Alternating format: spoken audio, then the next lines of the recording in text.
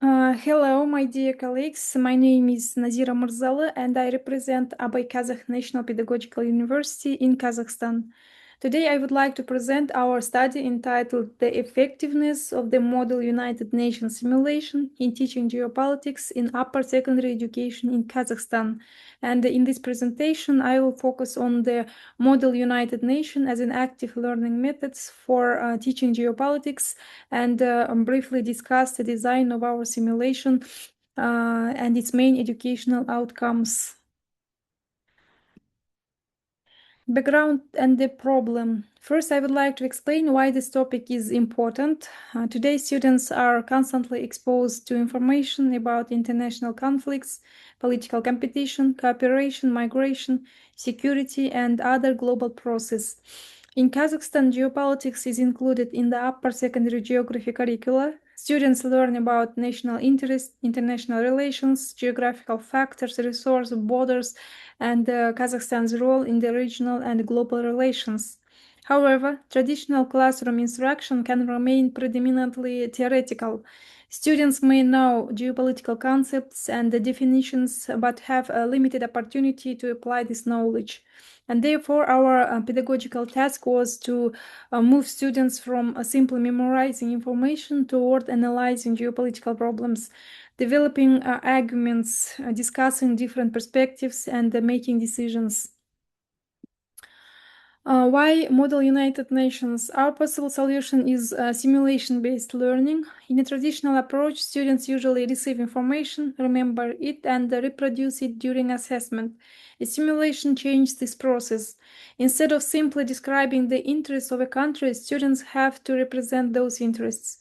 Instead of only learning how international organizations work, they practice in a simplified model of international decision-making.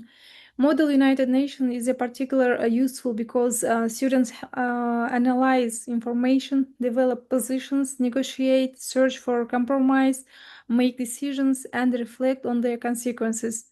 As a result, learning out moves from knowledge and reproduction toward analyzing, negotiation, decision making, and reflection. At the same time, students practice critical thinking, argumentation, cooperation, and communication skills. International educational context. Simulation and role-playing are already used in international educational practice. Role-playing allows students to examine geopolitical problems from different perspectives, while active learning encourages participation rather than passive reception of information. Simulations can also help students understand global governance and the functioning of international institutions. Another important element is scenario thinking because students need to consider the possible consequences of political decisions.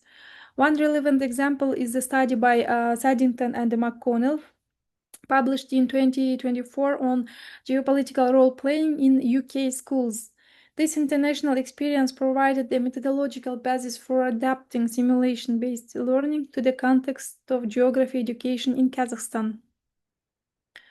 Aim of our study is examine the educational potential of a model United Nations-based geopolitical simulation for teaching geopolitics in upper secondary school students in Kazakhstan. We focused on three interconnected areas. First was knowledge, particularly students' understanding of geopolitical process. The second was skills, including analysis, argumentation, negotiation, and decision-making. And the third was engagement and reflection, including active participation and consideration of different geopolitical perspectives. In this presentation, I focus specifically on the Model United Nations component of the broader pedagogical intervention. Research design. The pedagogical intervention was conducted by grade 11 students at Lyceum number 165 in Almaty, Kazakhstan. The broader program included digital maps, case-based tasks, classroom discussions, and geopolitical simulations. These activities were designed to connect theoretical geographical knowledge with practical analytical tasks.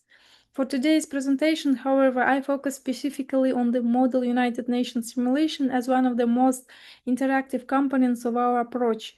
The simulation created an environment in which students could apply previously acquired knowledge to a complex geopolitical problem. The Ciranda crisis simulation. So, for the Model United Nations activity, we developed a fictional geopolitical scenario called the International Crisis in Ciranda.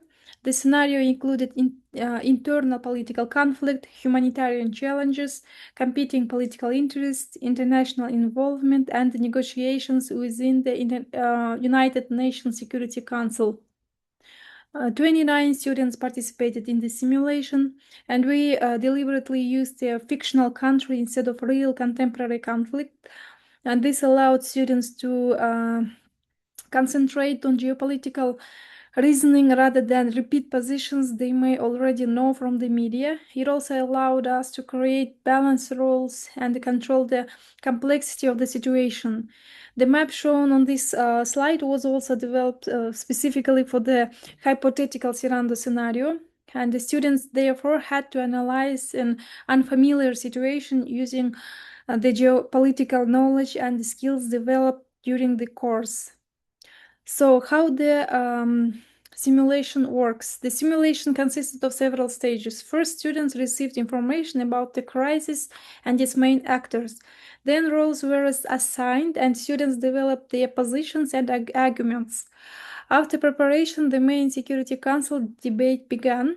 Students discussed the crisis, defended their interests, responded to other participants, and searched for possible solutions. Security Council members debated and voted on the resolution. Conflict parties defended their political interests. International organizations presented humanitarian and legal perspectives, while media representatives asked questions and framed public narratives. The activity ended with reflection. Students compared the fictional crisis with real geopolitical case and discussed the complexity of diplomacy and international decision-making. This final stage was important because it connected the simulated experience back to real geopolitical learning. So, what do students practice through this activity? First, geopolitical analysis. They identify the interest of different actors and understand why this interest may conflict. Second, argumentation. Students need to support their positions with information and evidence. Third, negotiation. They communicate, search for compromise, and respond to competing interests. They also practice decision making because every proposed solution may have political, humanitarian, economic, or security consequence. And finally, students develop critical thinking by considering alternative perspectives, and therefore Model United Nations connects cognitive learning with communicative, practical, and reflective skills. Selected educational outcomes. The simulation-based approach demonstrated positive educational outcomes. Students showed stronger engagement, better application of theoretical knowledge, and improved analytical and argumentation skills. In the experimental group, the overall assessment increased from 55% to 77.6%, and 82.8% of students reached a high achievement level compared with 40% in the control group. The strongest improvement was observed in the affective component. Overall, this result indicates the educational potential of simulation-based learning in teaching geopolitics. To conclude, our experience suggests that Model United Nations can transform geopolitics from a predominantly theoretical topic into an active learning environment. Through simulation, students can apply geopolitical knowledge, understand different national interests, negotiate and defend positions, evaluate the possible consequences of decisions, and reflect critically on international decision-making. Model United Nations does not replace theoretical instruction. Students still need geographical concept, factual knowledge, and an understanding of international process, but simulation gives them an opportunity to actively use this knowledge. And for this reason, we consider Model United Nations not only a simulation of diplomacy, but also a learning environment in which students learn to think geopolitically. This research is funded by the Committee of Science of Ministry of Science and Higher Education in the Republic of Kazakhstan. Thank you all for your attention.